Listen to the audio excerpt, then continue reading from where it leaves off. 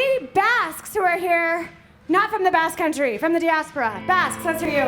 Okay, good, we've got some friends. Well, we're from Idaho, and that's one of the communities of the Basque diaspora, or people that call the Basque country our homeland or our ancestral homeland. And throughout the summertime, there are a lot of festivals in the Northwest. And this song is one we wrote. And by the way, we have CDs if you're interested. And this is one about the summertime and how we gather and meet friends in other Basque communities in Idaho, Nevada, California, Oregon, Washington, Wyoming, etc. So join us on the tour of the Basque Festival.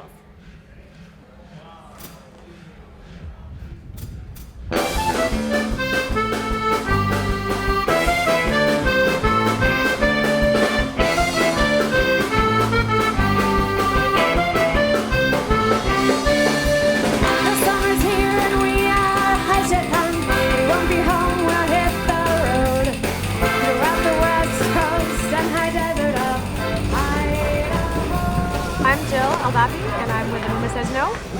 And I'm Dan Ansotegui, and I'm with Amuma Says No as well. I play accordion. Jill and I have both grown up in pretty active Basque families, old families that have been there in the Boise area for a long time. And Jill's uncle, Jimmy Gisaro, and my dad, Domingo Ansotegui, were really the first Basque band in the West. We both grew up with that kind of tradition of live music and the Basque dances with live Basque bands. And so I think that's something that it was an easy transition for us to come into a group like Amuma Says No. We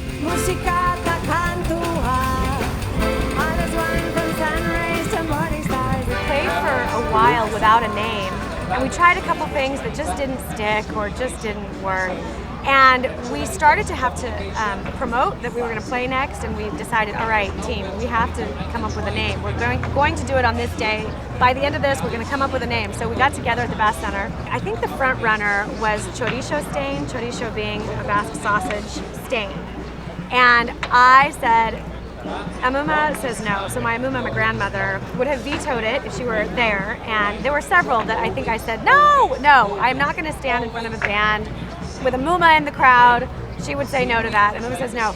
And we were really running toward the end of our little session there, and Sean kind of said, well, if Amuma's going to keep saying no, Amuma Says No. That's it. And I don't know that we thought about it. We're all like, yeah, perfect. That's it.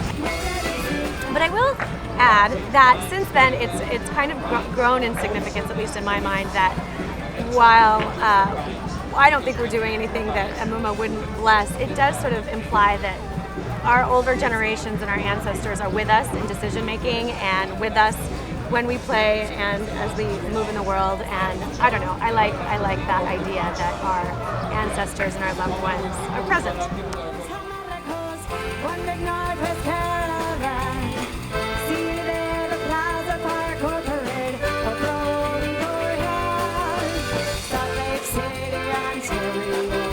One of the things that we've tried to do is mix lyrics. So when we do original songs, lyrics are almost always mixed with Basque and English, and we know that really reduces the size of audience that can understand everything in the song. But it's important to us because it's kind of who the band is. Even our name has the mixture of Basque and English, and we find that important with everything that's going on with us. Our culture is that way. We live both as Basques and as just regular old Boise people, and there are things that we do that belong to one culture and to another. And so for us, we've been doing that with some of our original songs, and I think it's kind of our way of expressing that diversity within ourselves, or that bicultural thing that we have within each one of us. Fresno, Gooding, Reno, and Rockland.